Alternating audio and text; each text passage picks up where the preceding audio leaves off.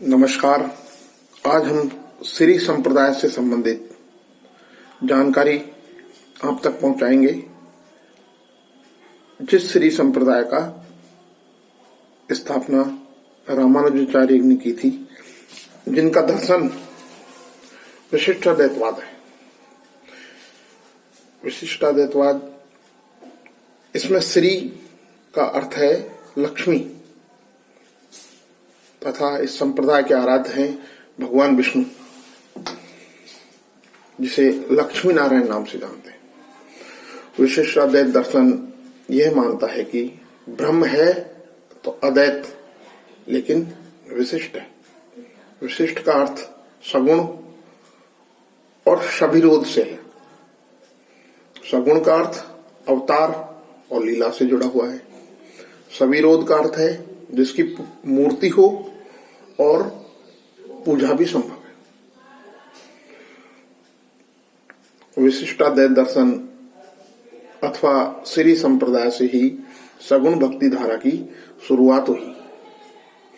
विशिष्टाद्वैतवाद ब्रह्म और जीव के संबंध को तत्वमसि के रूप में देखता है। तत् प्लस त्वम प्लस असि, यही संबंध अंश और अंशी का।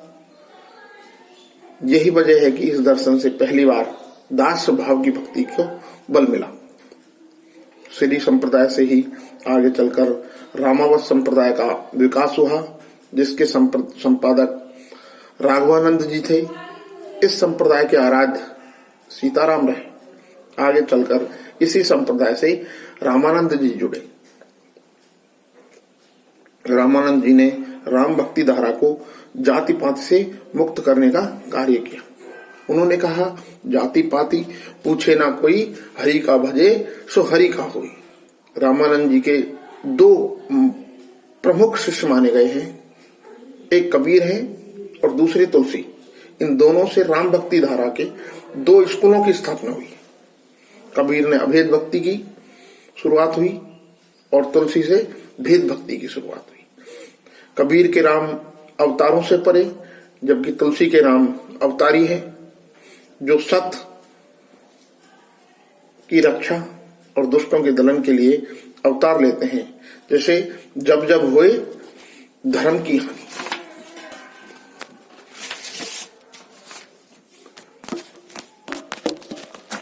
कबीर का राम नाम विश्व मानवता के उद्देश्य से, तो तुलसी के राम सामाजिक समन्वय और लोक मंगल से संबंधित है। सिया राम में सब जग जाना, कहूं प्रणाम जोरी जुग पानी। सिया राम में सब जग जानी, कहूं प्रणाम जोरी जुग पानी। कबीर ने राम नाम का प्रयोग महज सुमरन या संबोधन के लिए किया। इसके विपरीत तुलसी ने राम को सामाजिक और विधान के रूप में लिया। ऐसे लोक मंगल के नायक तुलसी और कबीर, जिन्होंने रहस्यवाद के द्वारा हम तक इस संप्रदाय को पहुंचाया। श्री संप्रदाय रामानुजाचार्य, रामानंद जी, तुलसीदास जी, कबीरदास जी, इन लोगों ने हमें जो भेद अभेद आध्यात्मिक और अपने आराध्य देव के प्रति जो समर्पण भाव दिखाया, वह आज जनमानस में प्रचलित है। संसार में सभी धर्मों की रचना, सभी दर्शनों की रचना हुई, मगर जो रचना रामानंद जी के शिष्य कबीरदास और तुलसीदास ने की, वह एक सामाजिक समरसता, बंधुत्व, प्रेम, भाईचारा तथा आडंबरों से मुक्त रचनाएं हैं। और इनसे समाज में बहुत सारे बदलाव, मानवता के प्रति सुंदर संदेश इन्होंने अपनी रचनाओं में, अपनी साखियों में दिया है। Thank you.